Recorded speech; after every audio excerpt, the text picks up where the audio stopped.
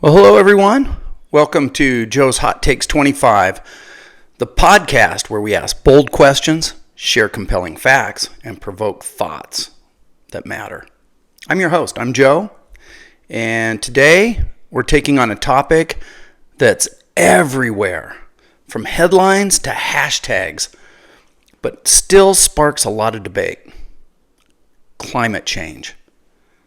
So, here's the big question. Is climate change part of Earth's natural process, or are humans truly driving the changes that we're seeing? Some folks say it's just nature doing its thing. Ice ages, warming periods, a natural planetary cycle, if you will. Others argue that we, humans, industry, cattle, are speeding up the process at an unprecedented rate. So let's break this down and look at both the history and science behind climate shifts. Then you decide, is this just another phase of the Earth, or are we the disruptors? So let's jump into this. Let's jump into segment number one. I think let's talk about Earth's climate history. The long view. So let's rewind and let's talk about how old is our planet? How old is Earth? We know that, and this is based on radiometric dating, we know Earth is about 4.5 billion years old. So that's a long time, 4.5 billion years old.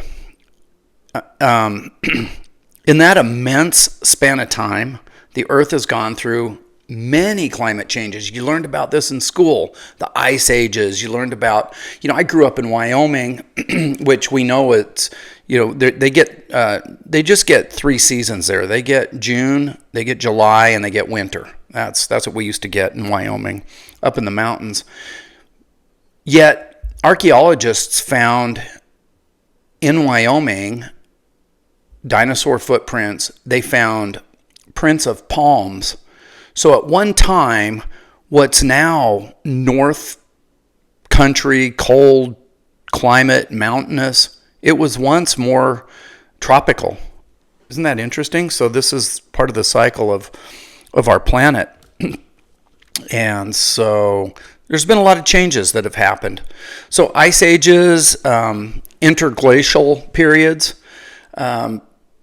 like the one we're in now. The last major ice age peaked around 20,000 years ago. 20,000 years. That sounds like a long time when we as humans think, well, we're on this planet for what? If we're lucky, 100 years? And so 20,000 sounds like a long time, but when you take 20,000 years and throw it into 4.5 billion that this planet's been around, that's a long time, folks. So, during the Mesozoic era, this is some information that I've been kind of digging up, or that would be the so-called age of the dinosaurs. The Earth was a greenhouse world. It was hotter with no polar ice caps. So we didn't even have polar ice caps. You can imagine what the terrain of our planet looked like. A lot of water and probably less land because we had no polar caps at that time. The Paleozoic eras also saw massive climate swings with periods of glaciation and warming. So climate change isn't new, folks. It's not new. It's been happening for millions of years. Millions of years. But here's what's interesting. Let's do some math. Let's do a little bit of quick math. All right, you ready? Here we go. Not my strong suit, but let's do it. When you talk about 20,000 years ago, this ice age, 20,000 years ago, and we divide or we versus the 4.5 billion years that Earth has been in existence, when you do that math, that number is, are you ready? 0.0000005. That is 0.605% of Earth's total lifespan. That long. The blink of an eye. A grain of sand on the beach, 20,000 years. That's how fast 20,000 years goes by when you push it into 4.5 billion years. So now let's take that just a little bit farther. Homo sapiens, humans, us, have existed for roughly 300,000 years. So that comes out to only 0.007% of Earth's timeline. So on Earth's timeline, we're a blip. Humans on this planet are a blip in the 4.5 million years. So we are incredibly recent guests on this planet, which raises a big question. Can we really cause climate change in just 200 to 300 years? Can humans really cause climate change in just 200 to 300 years when we're talking of 20,000 year cycles or more, 100,000 year cycles on our planet? I don't know. I'm not a scientist. I just asked the question, and the question is, are we really to blame for all of this? Are we the reason that we see some polar caps melting back? Are we the reason that we see an increase in temperatures? Are we the reason that we see more tornado activity, more hurricane activity, warmer seas? Is that all because of humans? I don't know. So let's talk about that. Let's jump into that. So let's jump into segment 2 of this podcast, which is, we're going to call it the human fingerprint. The human fingerprint on climate change. Most scientists, agree that human-driven climate change began with the Industrial Revolution. So around the 1830s. That's when we started burning fossil fuels at a larger scale. Coal, then oil, and then gas, natural gas, and things like that. So, I'll do a little quick math. 1830s, it's 2025. Let's just round this out. We're talking a couple hundred years. So research that I've found even shows warming trends as early as the 1830s in tropical oceans and in the Arctic. So that's just 200 years ago, folks. Practically yesterday in geologic terms, right? That was just like, bam, 200 years is nothing. So here's the shocking part. We, us humans, may have shifted the Earth's climate faster than it has ever changed before. That's mind-blowing. Can we do that? Can we do that? Can humans do that? Historically, folks, glacial and interglacial periods followed 100,000 year cycles. 100,000 year cycles, warming slowly, cooling slowly, but now global temperatures are rising sharply and much faster. Why? And really, is it humans? We did that? Can we have that kind of an impact on an entire planet? Well, the critics that say that it is our fault, that it's not just the evolution of Earth and the changes of climates, the people that say that it is human caused say it's because of greenhouse gases, especially carbon dioxide or CO2 and methane, which is CH4. These gases trap heat, and humans are pumping them into the atmosphere at rates that this Earth has never seen before. Now, so NOAA, the National Oceanic and Atmospheric Administration, and climate scientists explain how small natural shifts, like changes in the Earth's orbit or tilt, usually trigger these glacial cycles. So usually it's just a little tilt one way or the other in the Earth's orbit, or a little bit of a tilt, and that will start these trends. But scientists are saying that today, not all, some scientists are saying that today's rapid warming can't be explained by orbital patterns alone. So they're really laying it back on all of us. Feedback loops. are speeding up things too. So feedback loops, melting ice reduces Earth's reflectivity. Warming oceans release more CO2. Thawing permafrost releases methane. Water vapor increases, which traps more heat. So I keep asking it. So are we are the problem? Really?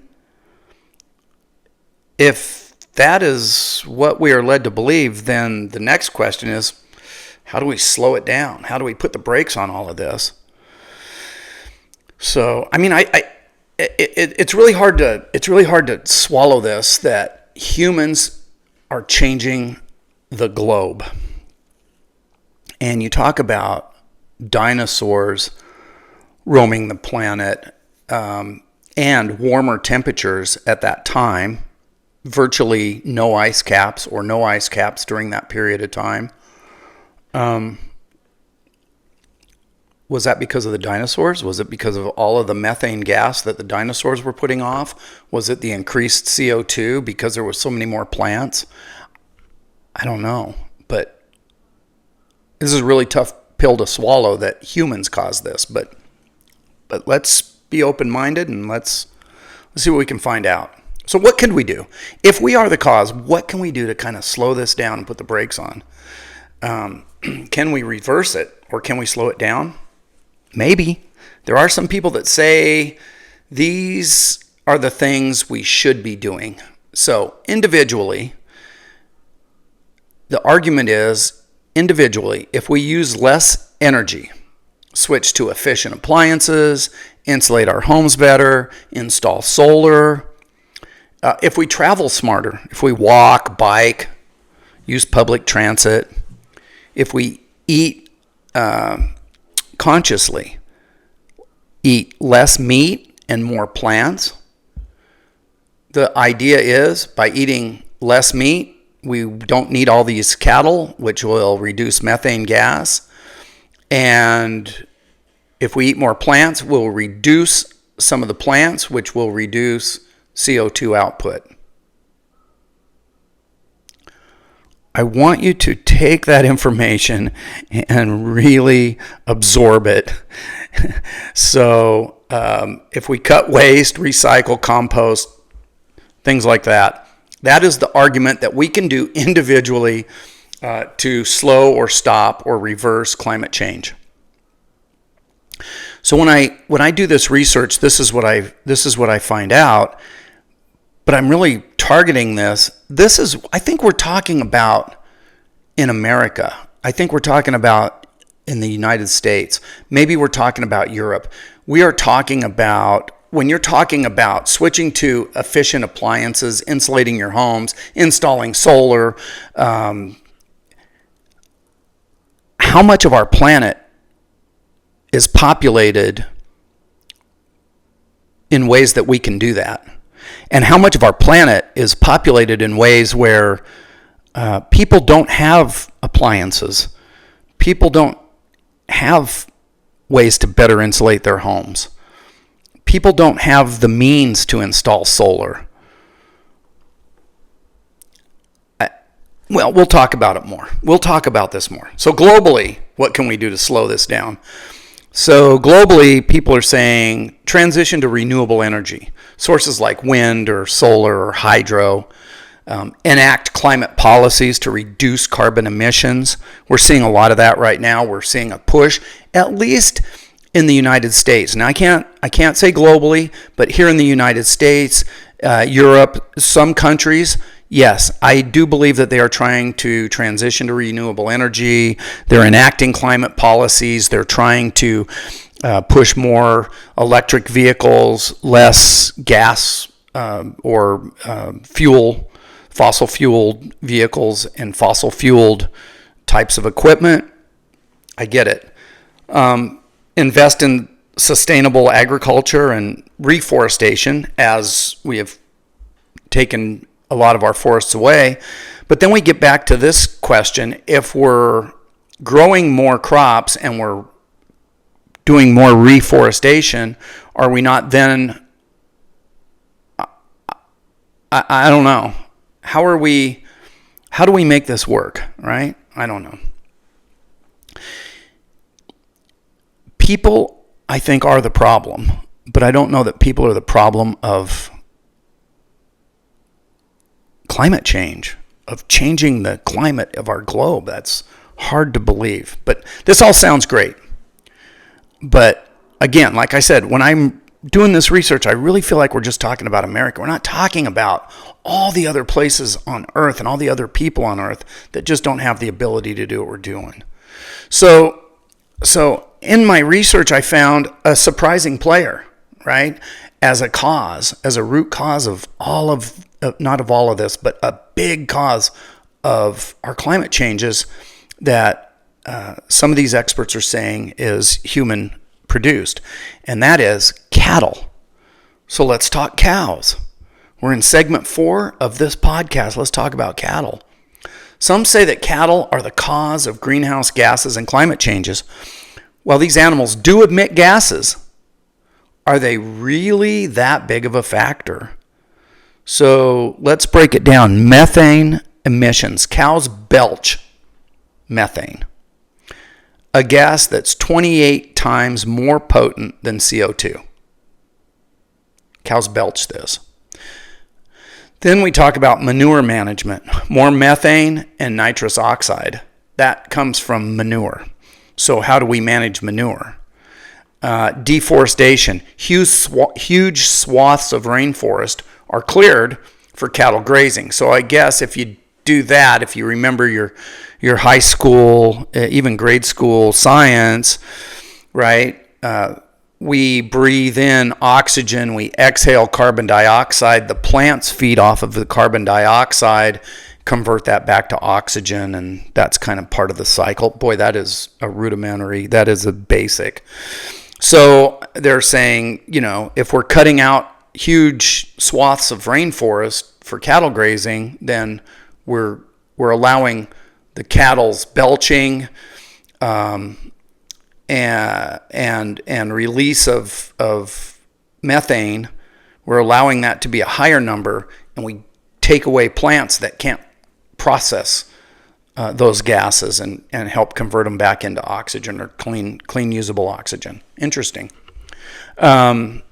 So then there's resource use. So they say beef uses way more water and land than plant-based foods. They say plant-based foods will use less water and less land, and of course not put out methane gas. Some estimate that animal agriculture is responsible for 14.5% of global emissions. So animal agriculture is responsible for 14.5% of global emissions. Wow. Okay.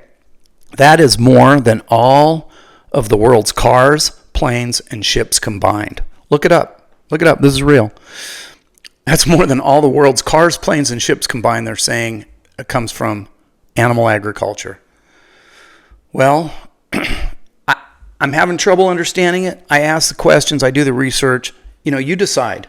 This podcast is really for you to decide what's real, what's not real. Let's jump into something. I'm going to call it the elephant in the room. And that's in what we're going to go into segment 5 of this podcast, overpopulation. So here's a provocative question. If humans are the cause, is overpopulation the root problem? Well, let's look at the numbers. 100,000 years ago, right? There were, give or take, 1 million humans on Earth. That's by estimate. So 100,000 years ago, about 1 million humans on Earth. Today, in 2025, there are over 8.2 billion people on Earth. 8.2 billion people on Earth. That's a massive leap. And with more people comes more energy use, more cars, more meat consumption, more deforestation, more CO2. It's a touchy subject, but it's worth asking. Are we the problem because we're overpopulating? Can Earth sustain 8, 9, or 10 billion humans without tipping into an ecological disaster? Can our planet handle it? Or will our planet one day shake like a dog shaking off fleas? Will our planet give it a little shake? A friend of mine brought this up. He said, when Mother Earth is tired of humans, she's just going to give it a little shake and shake us off like fleas off of a dog. Maybe that's what Mother Earth did. She shook the dinosaurs off. I don't know. But more interesting, while wild animal populations have dropped by 85%, livestock populations have grown. And yet the total animal biomass is lower than it was 100,000 years ago. Now that's interesting. There were more animals roaming our planet 100,000 years ago, but we didn't have these problems, evidently, because we've replaced wild animals with domesticated animals like cattle and pigs. That's what people are saying is the cause, or part of the cause, of our global warming and our climate changes. So yes, there are fewer animals overall, but there are groups that believe that even though there's less animals, the domesticated ones of today somehow produce more greenhouse gases than wild animals. So think about that for just a minute. This is just thought-provoking. Let's think about it. Seems like animals may have a contributing effect, but it's really hard to understand how they can have a greater impact today than they did 100,000 years ago or even 500 years ago. Because remember, we're talking about seeing climate change and these effects on our planet basically within the last 200 years. They're saying within the last 200 years we're really seeing this. So let's even go back 500 years ago. I don't know. This whole thing is just, there's just so much information about climate change and human impact. Or is it just our planet going through its natural stages as it evolves and grows and changes? I find it really hard to believe that humans can have that kind of effect. But the interesting thing about humans is we are the most populated mammal species on this planet. There are more humans than any other mammal species on our planet. So wrap your mind around that. There's more humans than there are deer or elk or dogs or cats. These are all mammals. There are more humans. More than 8 billion of us. Sounds like that might be part of the problem. I don't know. Anyway, let's start wrapping this up a little bit. I mean, I've put the thoughts out there. I've given you some facts to kind of chew on and think about. I'm giving you some information, and it just goes back to that question: is it just Earth going through its phases, or is it us? So, let's see. What's the final verdict? Are we to blame? Well, some say yes. Earth goes through natural climate cycles. So it is what it is. Other people say, yes, humans are influencing and possibly accelerating those cycles. The scale and speed of change today is unlike anything in fossil record. When they've gone back and looked through the records of fossils and looked at our planet and looked at the layers of the planet and what's been happening, scientists are saying that the scale and speed of the change today is greater than ever before. So maybe humans do have something to do with this. And while climate change isn't entirely new, I think that human activity is undeniably a driver in this. Now, am I taking a side? Not exactly. I'm just trying to lay out some facts and ask these questions. And again, I'm going to leave it up to you to decide. So, I just mentioned this a minute ago, right? The most populous species on Earth of mammal species on Earth are humans, Homo sapiens, with a population exceeding 8 billion.